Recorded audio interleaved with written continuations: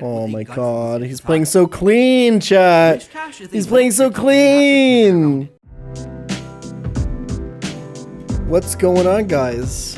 You might be wondering why I look like this. I'm sweaty, I'm tired. Well, I'm in the middle of a subathon right now over at twitch.tv/PokemonChallenges. We're playing Crystal Kaizo Plus. If you want to check that out, come over. But I had to stop in the middle of the subathon because there was a Nuzlocke who caught my attention. There was a Nuzlocke who caught my attention by the name of Freeze-Eye. He did a Nuzlocke of Pokemon Emerald using only unevolved Pokemon. And I thought we would check it out together to give this man a shout out because he's using some pretty big brain strats in his Nuzlocke. So let's go into it. Alright, take it away, Freeze-Eye. This is real. I had to use Magikarp in my playthrough of Pokemon Emerald, and it wasn't a meme and it wasn't a sacrifice. I genuinely had to use Magikarp as part of my strategy. So right off the bat, it's pretty obvious what is going to happen here, right? Did you guys spot it? You guys can't see it because of my webcam, actually. Uh-oh. Why is he 2 HP? That's right, he's going to be using Flail, a move that increases in damage. Very, very interesting. I'm excited to see how he beats this, how he uses the strat.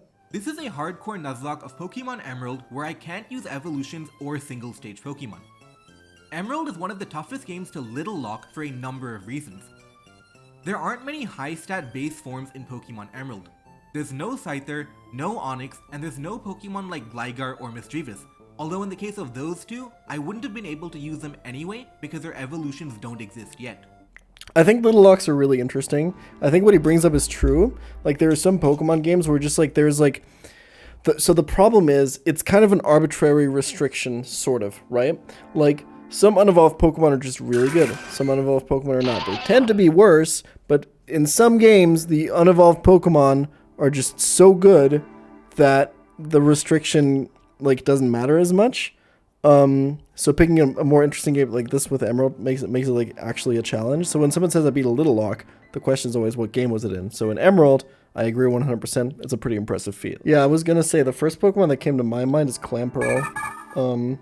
Because Clamperl has big damage output with Deep Sea Scale or Deep Sea Tooth, sorry. Or you could stall with Toxic.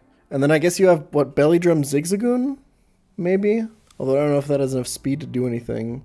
There's not a lot of good Pokemon here, man. Let's see how he does it. All in all, Pokemon Emerald is going to be the biggest challenge so far, and the one that's going to require the most planning. I start off by picking Trico as my starter. Truthfully, the starter I pick won't be a big deal because our rival is non-existent late game, and our starter will be too. I don't pick Mudkip because water is one of the most common types in the game, so I don't really need it. Yeah, that's pretty similar to my justification as to why I don't pick certain stuff. I guess like Mudslap strats are sometimes a thing. I'm trying to think if any of the starters do anything crazy, but not really. I can see the Trico pick, right, for early game speed. Mudkip is usually a great pick in Emerald because of the ground type it gets on evolving, but obviously that doesn't matter here. Yeah, another big thing that obviously comes to mind is if you think back to Emerald Kaizo, we're probably going to see some Guts Talo, huh? I picked Torchic because fire types are rare, but I picked Trico so that I have an easy fight versus Roxanne, the first gym leader who is a rock type Yeah, that makes trainer. sense. I go to Route 103 to catch my first Pokemon and I find a Poochyena. Poochyena is not very good overall, but might have some applications versus Tate Psychic and Liza, types? the Yeah. Psychic type 7. Having a Dark type Pokemon for Emerald is really good. There's a lot of strats for Tate and Liza because two of her Pokemon can't hit Dark types at all, so if you just take out the other two, you can just kind of wall her.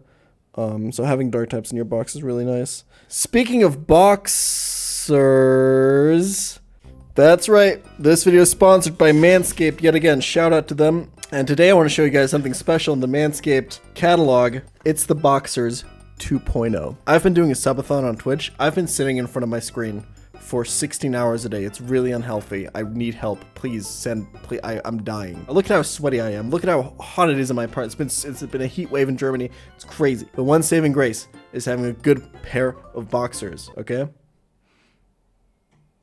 I'm recording an ad read right now. What do you want? I'm sorry. Get the fuck out of here. I'll fuck you up. The boxers, they're helping me stay fresh down there. I may look really sweaty and gross and disgusting, but down there, I'm fresh. Look at this. Boom. This is the jewel pouch. This is where your jewels go. That's extra breathable fabric, okay? I'm feeling so fresh right now down there. It's like I'm flying. It's like there's a wind, a breeze blowing through my legs at all times. I'm sitting there and my balls are being held in place, but otherwise it feels like I'm not wearing underwear at all. It's wonderful. Go to manscaped.com/PokemonChallenges to check out the Boxers 2.0, the upgrade over the Boxers 1.0. If you've enjoyed the Boxers 1.0, these are even better. So thank you so much to Manscaped for sponsoring today's video, and I hope you guys enjoy it.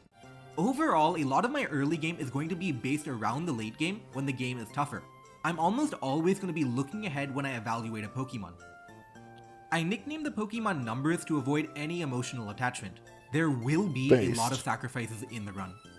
Then, I catch Lotad and Wurmple in routes 102 and 104 respectively, but these Pokemon probably won't matter too much either.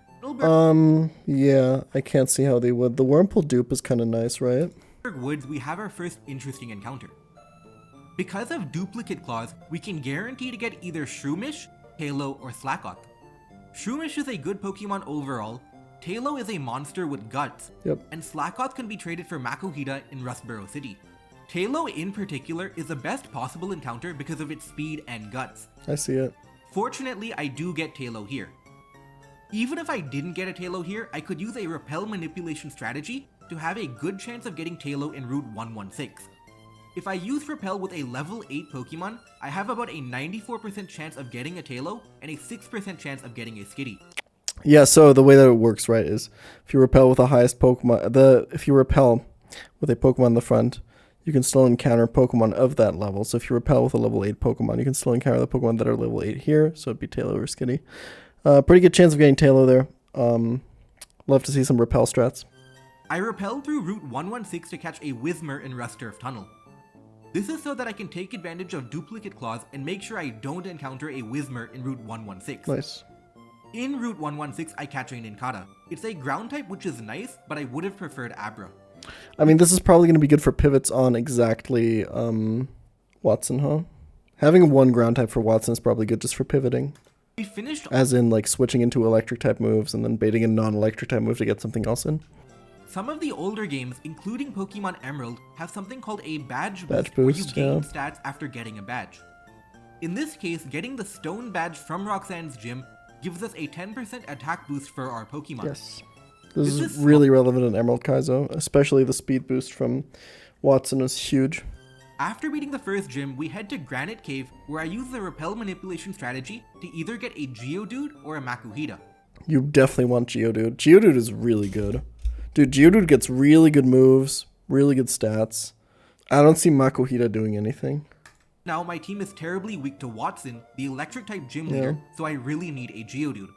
I get Makuhita instead, which isn't terrible because it does have guts, but Geodude is amazing for Watson and I am missing out. Then, in Route 106, I fish for a Tentacool, but I'm not looking for just any Tentacool. I'm looking for a Tentacool with the ability Liquid Ooze. Why? What are you fighting that has drain moves? This is really interesting. It's a potential Elite Four Pokemon because of its high special. Oh, to counter the Ludicolo. I see. I was thinking, what has Giga Drain in Emerald? And I forgot that, yeah, there's one Pokemon. Oh, he's planning this way from the start. Super fucking cool to see this. Like, he's actually planning his Elite Four team at this point. Super sick. I can definitely see this being really useful on Wallace, yeah. So he's probably going to ability confirm it, right? Where you check for the ability, and when you don't get it, you kill it and you try again on another route. Fortunately, in Route 107, the Tentacool I find does have Liquid Ooze, and I won't have to skip any more encounters. We now head to Brawley. I pre-poison Taylor from a Wild Wurmple's Poison Sting and head to Brawley. Looks a lot like EK, doesn't it? I guess there's no pre-burn. Sorry, I guess there's no pre-burn in at this point of the game in Emerald, so you got to go for the pre-poison, which is fine. We get the second gym badge, which doesn't give a badge boost, and now the run is going to get a lot harder. Yeah. Once we start Watson fighting looks really actually hard. evolved Pokemon, the difficulty spikes considerably. Up till now, this was basically just a regular Nuzlocke. In Route 110, I repel to not catch a Wingull because in the short term, I need to find a way to beat Watson. Yeah. Instead, I find an Oddish who is a good electric resist. My only ground type is Nincada, and I need to get as many resources as I can before the Watson fight. On the way to Mauville, I meet my rival for a fight. Probably just I got sweep sweep, through huh? May easily with my Guts Talo. I guess that's another good reason to pick Trico, actually, is that Guts Taylor kind of just picks up the kills on the Combustion, huh? Then I catch a C-Dot in Route 117, which is the only encounter left. Remember, I can't catch Meryl because Azurill exists. Yeah. C-Dot is ordinarily not very good, but it has one move that's going to make it very useful in the 7th gym. I enter the fight with Watson and lead with Trico. Trico can put up a fight, but ultimately Voltorb will use self-destruct. I have nothing on the team that can deal with electric type Yeah, you attacks probably just need a and sack. self-destruct, so I need to make a sacrifice. It's okay, I don't think Trico will be has terribly useful for outgrown this, its right? usefulness, and I dispose of it. Yeah. Versus Electric, I go to Makuhita to get damage off with a Fake Out, and then switch to Nincada. Because Nincada is a ground type, it baits a non-electric type attack. Yeah, that's what I was talking about, Knowing pivots. this, I can go to Talo on whatever Electric does Nice. and finish it off This with is so cute. It's like EK strats, but like everything's unevolved. I really like it. a Guts boosted Quick Attack. Now we have the two real problems, Manectric and Magneton. No. Manectric is guaranteed to use Shockwave, so I switch to my Nincada. I then use Sand Attack with Nincada to play the probability game and increase my odds. I switch to Oddish and try to get a Poison Powder off on Manectric. I missed the first one, but I fortunately hit on the second try. I get some damage off with Oddish before switching to Nincada. Man, put some hype music behind that battle. What is this Mauville City theme, bro? Come on. I use Harden and try to stall out Manectric as much as I can, along with Oranberry support. I fortunately have Synthesis C-Dot in the back, just in case Nincada does get crit. But, fortunately for me, Manectric starts missing a lot more quick attacks than average, and I'm able to get some Fury Cutters off too. The end result is that Nincada lives Manectric with more than 20 HP. Nice. In my plan, I expected that on average I would end up below 20 HP, and there are realistic chances that I faint too. No. Beating Manectric with more than 20 HP means that I don't fade to Magneton's Sonic Sonic Boom, Boom. which is coming up next. My plan was to sacrifice Nincada to Sonic Boom, but now I don't have to.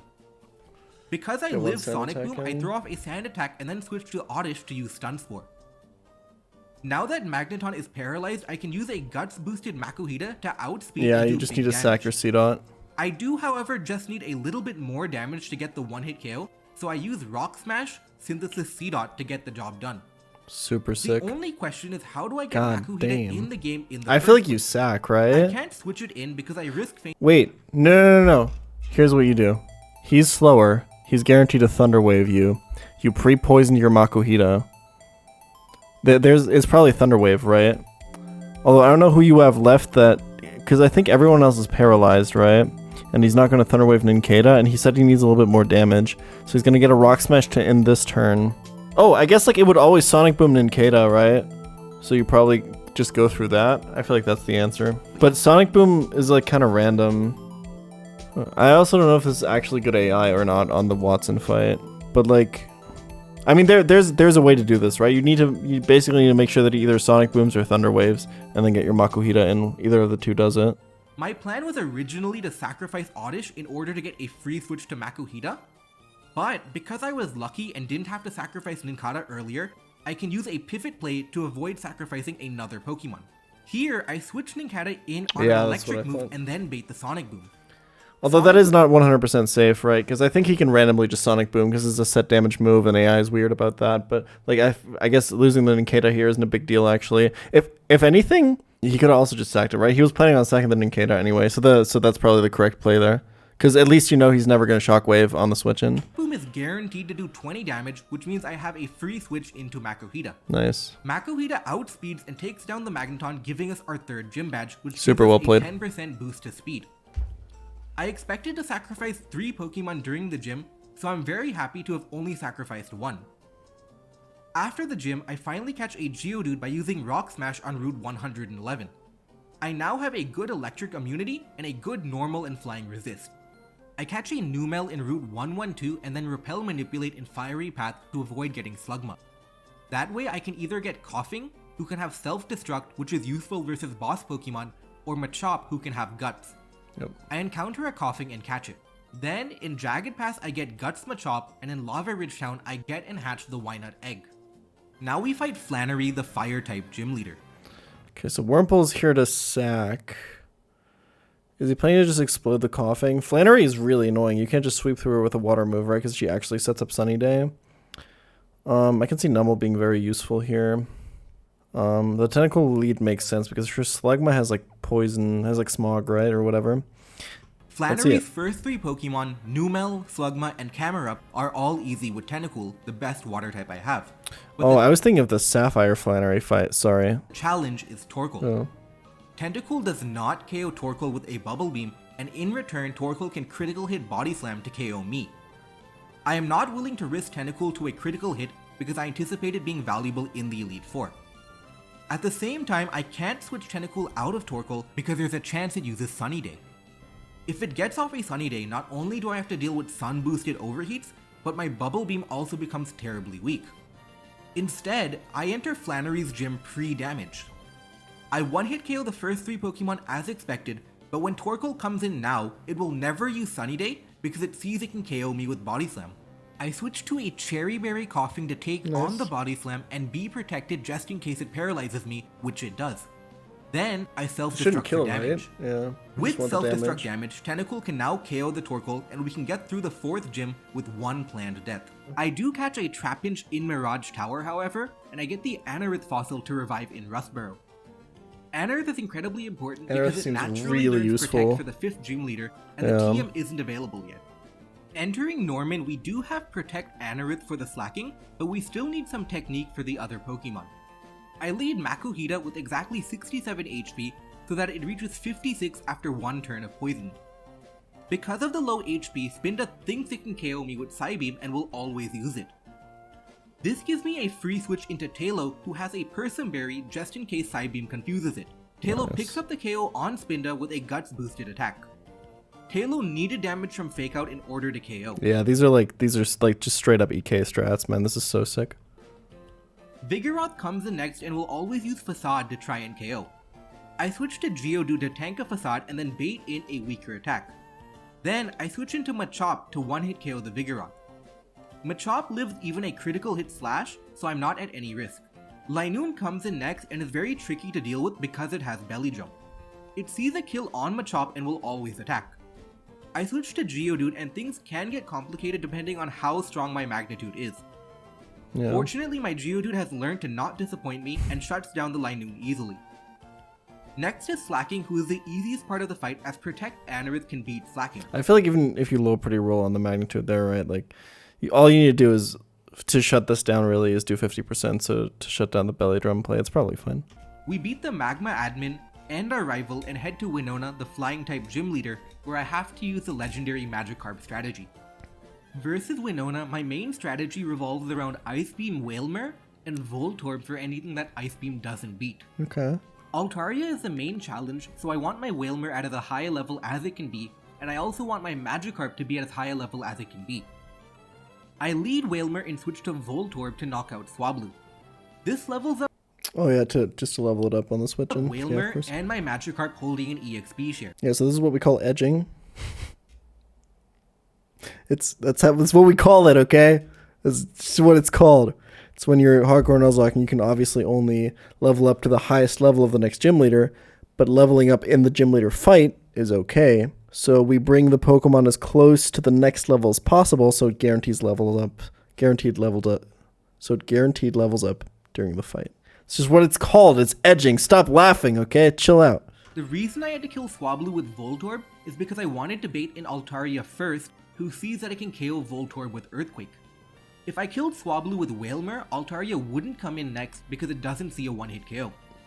Well, that's not exactly how it works, but it sees the super effective Earthquake on Voltorb, and that's why it comes in. But close enough. The fact that he knew that it would come in is what matters. Dragon Dance because it sees a one-hit KO with Earthquake versus Voltorb, and this gives me a free switch to Wingull. Very few unevolved Pokemon can outspeed Altaria, and Wingull is one of them. It throws off a wing attack before fainting, and Altaria will never Dragon Dance there because it sees a one-hit KO on the Wingull. Yep. Magikarp is also one of the few Pokemon that can outspeed Altaria, however it needs a little help. By leveling it up mid-battle, and with the speed badge boost, Magikarp has just enough speed to attack the Altaria before it faints.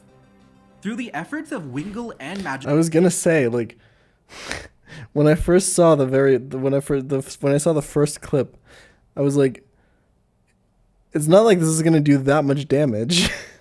I mean, like, it's a free switch in after a flail, and now Ice Beam, I guess, kills. It's a really nice kill setup, and it's a really good use of a Magikarp. It's probably the most useful a Magikarp has ever been in a Nuzlocke, and I think it's impressive. I was just gonna say it's not gonna, yeah. But it's super cool, though. the reason I had to do all of this was because if I try to use Wailmer head on, it takes me 2 turns to KO, and that means I risk losing to a Dragon Dance and a critical hit. Sacrificing Wingull and Magikarp lets me deny the Dragon Dance and avoid risking the critical hit. The rest of the fight is pretty easy. Ice Beam destroys Tropius and Voltorb beats the other Pokemon and we get our 6th gym badge. I never expected Magikarp to actually do anything. I only caught it for the joke, but I'm happy I did catch it. After Winona, I go to catch some Ghost-type Pokemon. First, I Some of the best in the biz. We love some ghost types. meet Shuppet in Route 121 who can Good be for some tricky to pee-pee catch stalls. because it learns Curse. I bring Nice Poochyena, taunt who strats. naturally learns Taunt at level 37 to make the catch easy. Because we caught Shuppet, Duskull is a guaranteed encounter in Mount Pyre and I catch that too. Then, we easily defeat the Team Aqua Goons and then head to Moz Deep City. We get the Super Rod to catch Staryu and a Horsey. I use the weird purple ball from the Team Aqua hideout on the Horsey. In Pacifidolog Town, I teach C-Dot Explosion to prepare for the 7th gym leader. Unfortunately, C-Dot learns Explosion naturally, 1 level after the 7th gym leader's cap. Unlucky. The 7th leader is incredibly Or are we gonna see explosion strats? I fucking love it, man. It's literally like EK, but everything is so much smaller. I love it. tricky because it's a double battle, so there are many variables to consider. On turn 1, both Claydol and Xatu see that they can kill Makuhita with Yep. Psychic, so they both target Makuhita. This is super classic EK, right? You set up a situation where the enemy sees a kill on one Pokemon to bait the attacks in, and then you switch in, the other Pokemon does something. In this case, probably Explode. I feel like Explosion shouldn't kill either of these, but I guess it's just going to set up good damage. I'm assuming he's going to go to Carvanha here, because it's probably less useful than Poochyena. This lets me protect with Makuhita and explode with C-Dot. Oh, Protect, yeah, knocking of out course, sorry. I forget that Protect exists, because it doesn't exist really in EK. Xatu and doing big damage to Claydol. Nice. After the death, I bring in Wynut, and I can't control what the AI does here, and it chooses to go to Soul Rock instead of Lunatone. Claydol is guaranteed to heal, so I encored with Wynut to lock it into Psychic. Then, I switch in Carvanha to take Soul Rock Psychic on Makuhita. Nice. Claydol is locked into Psychic, so I Mirror Coat it with Wynut and then knock it out with Carvanha's Crunch. Soul Rock charges up a Solar Beam as it sees that as a way to beat Carvanha. I Protect on the Solar Beam and then Encore Lunatone into Calm Mind. Now, only Soul Rock is a threat because Lunatone only knows Psychic type attacks and a double dark combination would defeat it. While Lunatone is stuck using Calm Mind, I alternate between Crunch and Protect to slowly beat the Soul Rock who is trying to beat the Carvanha. Once Soul Rock is done, I just use 2 dark types to guarantee beating Lunatone, and with that, we get our 7th gym badge and a bad boost to special attack and special defense. Now we have Juan, the 8th gym leader and a water type trainer. The big challenge is going to be Juan's double team Kingdra. Whatever I do, I can't allow Kingdra This thing is actually such a threat in these vanilla Nuzlocks, man. to use double team. For that reason, I bring Pokemon that are pre-damaged to die in 1 hit to Kingdra. Yeah. For example, Oddish is at a low enough health that it would die to an Ice Beam. Because Kingdra is always seeing a 1-hit KO, it will never use double team. I lead Chlorophyll Oddish to set up versus the Love Disc. Love Disc has Attract, which can be annoying, but there's no real urgency. Love Disc can't do much damage back to Oddish, and I can keep trying until I create a situation where I knock out Love Disc with as many Sun turns as possible. I also have a Person Berry just in case Love Disc uses Sweet Kiss. Here, I don't get a Solar Beam off the first time around, so he I just Sweet stalls out Cover, the Sun turns. switch out, and come back again. Yeah. Finally, I knock out the Love Disc and then knock out the Celio that comes in next. Then Kingdra comes in and I sacrifice Oddish to get damage on Kingdra and deny the double team. In the same way, I sacrifice Makuhita to get a little fake out damage and continue denying double team.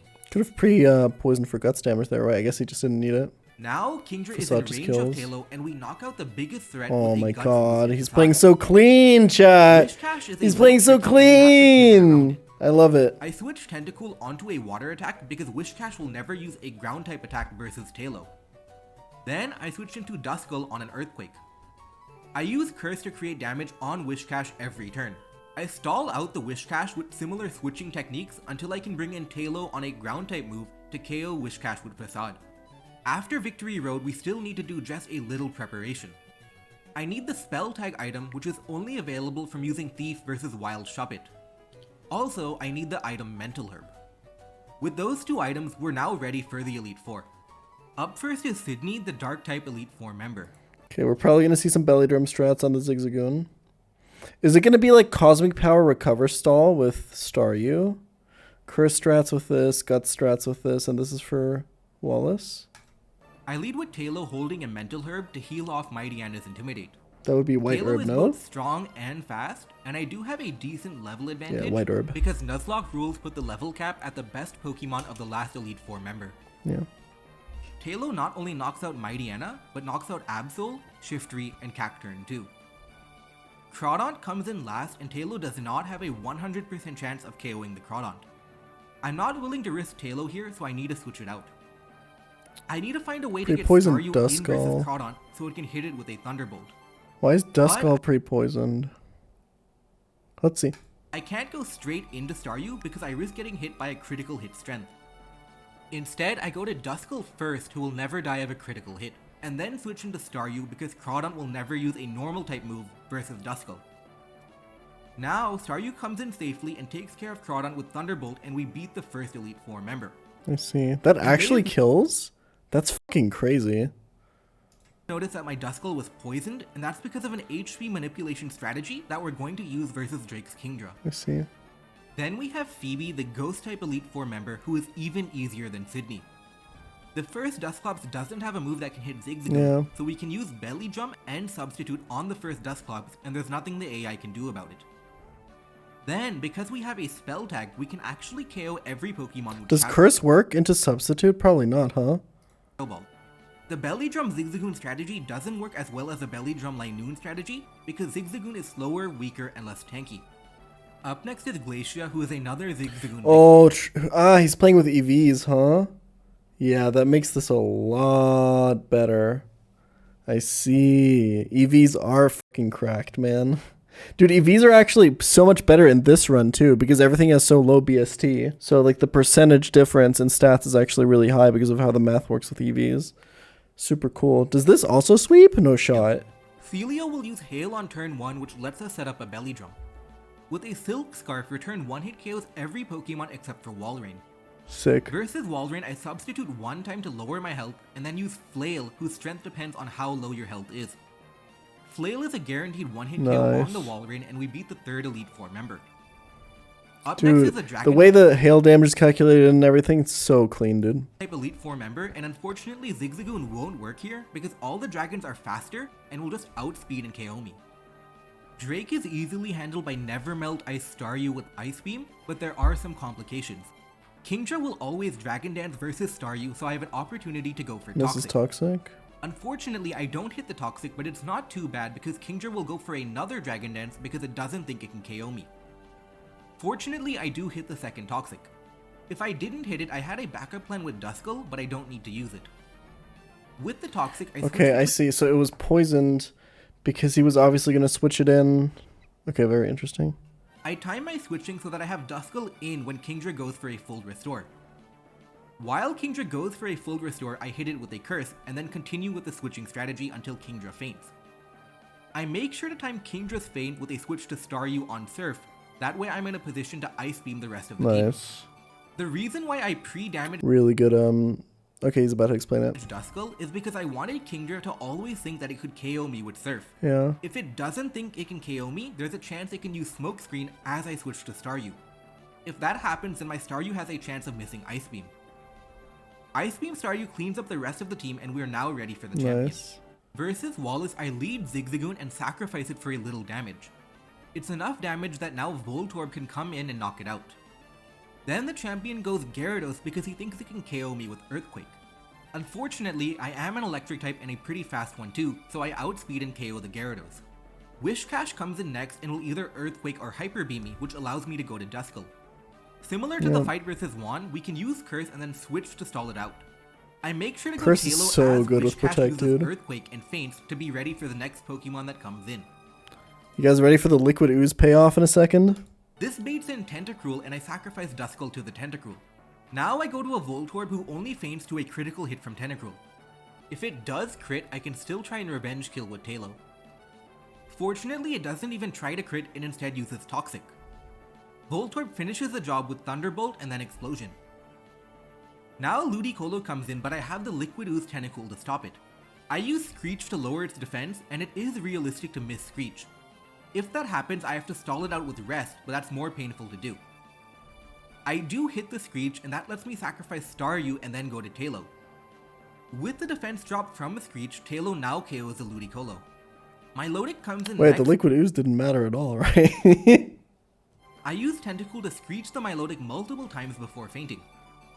And now, with one Pokemon left, Tailo comes back in and knocks out Milotic with a Guts Facade, making us the Hoenn champion. Nice. And with 13 deaths, we finally finish the run. Well, kind of. There's one part of Emerald that we really have to do, and that is beating the secret champion, Steven. In Pokemon Emerald, you can find Steven in the back of Meteor Falls and can challenge He's going him for to the a true ending, guys. I lead off with a Swift Swim Pecha Berry Horsey, and I start off with a Rain Dance. I Waterfalls first so that I can KO with Surf on the next turn. My Pecha Berry comes in handy versus Skarmory's Toxic. Aggron comes in next and dies to a Rain boosted Surf.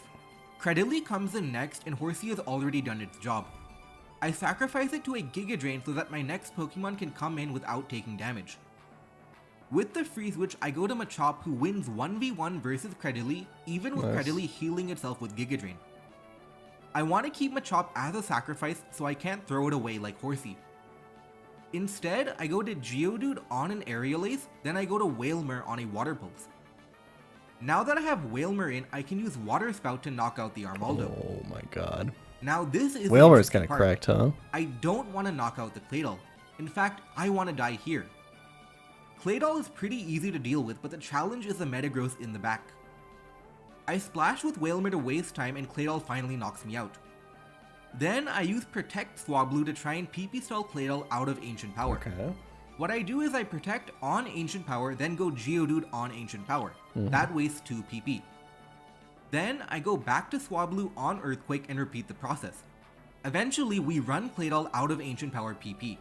Once we do that, Claydol can't touch Swablu and we can use Perish Song. Nice. I switch out, then switch Oh. back. So he's forcing AI to switch so he can... What's he trying to do? Hold on. He's forcing AI to switch to Metagross, right? So he can Perish Song it on the swap? But then he just switches back to Claydol? Well, let's just see. Back in. I'm actually stumped. Claydol's Perish Song counter drops to 1 and the AI is smart enough to know what that means. He's gonna Perish Song and switch to Why Not for the Shadow tag. Sick. But it isn't smart enough to know what's about to happen next. Claydol switches out and I use Perish Song on the Metagross switching in. Then I use Protect to waste 1 turn. After Yep. that, I go to Machop to sacrifice it to Yep. a Psychic. Yep. Now Metagross's Perish counter is at 1, but I go to Shadow Tag Why Not. Shadow Tag prevents Metagross from switching. Metagross is trapped with me, and even though it can knock out Why Not, it feints to the Perish Song. Now Claydol is the last Pokemon and I use Perish Song again. We can trade Swablu for Claydol and end the game with 1 Pokemon left. Geodude. God 18 deaths damn, later, we are Frieza. the real champions of the Hoenn region, defeating even the legendary Steven. And if you've made That was fucking sexy. My god. Oh, that was so nasty. Woo! He's so good. Excited to see more from him. Go check out Frieza on YouTube, guys. Sure to subscribe. Thanks for watching. This has been Pokemon Challenges. I thought I'd bring this guy to your guys' attention because he's really fucking good at the game. So I really enjoy seeing people that are this good. Hope you guys go check him out, and see you guys next time. Peace.